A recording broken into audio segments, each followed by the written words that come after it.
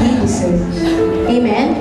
So minsan pa mga kapatid, huwag natin pigilin ang sarili natin kung tayo po'y nagpupuno sa ating Panginoon. We give our best. Hindi natin alam kung saan tayo.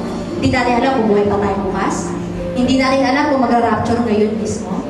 Or mga kapatid sa mga susunod na araw. We never know. Only God knows. So every time po na mayroon tayong ganito gawain, chance natin to para magpuri po sa Lord. Amen po? Amen. Sa mga kapatid po natin nasa Middle East, hindi po sila makapag-worship sa Lord. Tagong-tago, pigil na pigil. Pero tayo, meron tayong kalayaan. Dito may liberty po tayo na tayo sumigaw sa Lord, umiyaw sa Lord, umiyak sa Lord, sabihin lahat sa Panginoon. Why don't you give yourself a chance? No? Huwag natin pakinggan yung ating mga forma, mga kapatid. Kung ito pa'y nalulukot yung damit ko habang tumataas ng kamay. Pagtaas ko ba ng kamay, nawawalan na bumababa ang ating self-esteem. Hindi ka maliliit sa pagtaas ng kamay. Amen? But higit sa lahat, sinusurrender mo everything to God. Amen? Deserve to learn the highest praises. Tama mo.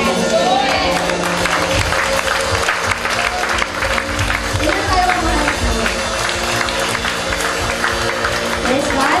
Huwag natin titipirin ng Lord sa pagpapalong sa Panginoon. Gaya ng sinabi sa Psalms 8, mga kapatid, how excellent is His name.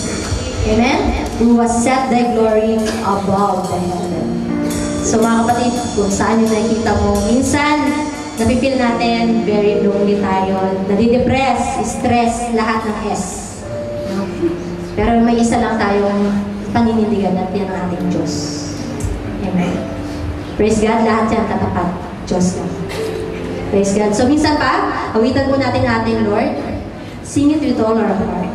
Amen. Purihan natin siya na tayo po ay awitan natin siya sa ating, mula sa ating Diyos. Praise God.